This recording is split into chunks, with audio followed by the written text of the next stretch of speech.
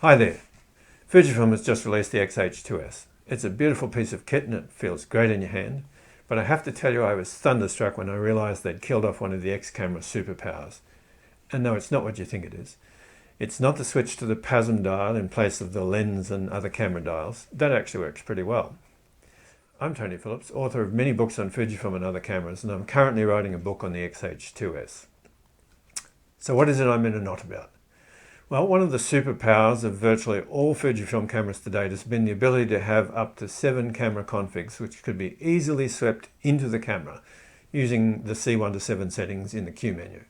If you're a Fujifilm user, then you understand that system and how good it really is.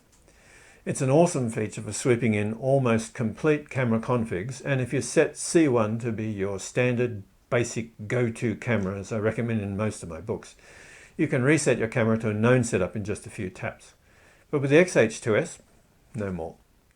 Fujifilm has given us a PASM dial like most modern cameras, and I'm not complaining about that at all. It's a pretty significant departure from Fujifilm operating methodology, and it's a kind of a superpower of the cameras, and it probably is something that attracted a lot of us to them in the first place. But on this PASM dial, there is the C1 to 7 custom settings, also like most modern cameras, but Fuji has actually made it work like Sony, and they've removed the possibility of sweeping any of the camera configs back into the camera, and in doing that, they've killed off one of their own superpowers in the process. Now, if you bend your X-H2 out of shape, there's no way to get it back other than visit every single menu item you changed and put it back the way it was. Too bad if you can't recall what it was since it was a day ago or a week ago when you did it. I know you can set a function button to recall the custom 1 setting, which basically means rapidly toggle it back to the C1 settings, but that doesn't work to sweep a config into the camera. It does allow you to switch rapidly between C1 and whatever the camera is currently set to by toggling the function button, so it's helpful, but it does not sweep the camera config back to the camera. It doesn't reset your camera when you return to P mode or A mode or S mode or whatever. There's no way to do that. But if I grab my X-T4, and I've kept my standard camera set up in C1 as I recommend in my X-T4 book, it's a simple matter to press the Q button, roll the dial, select C1, voila, camera, P, A, etc. modes back to a known config. But you just can't do that with the X-H2s. What the function button should have done is swept C1 back to the camera.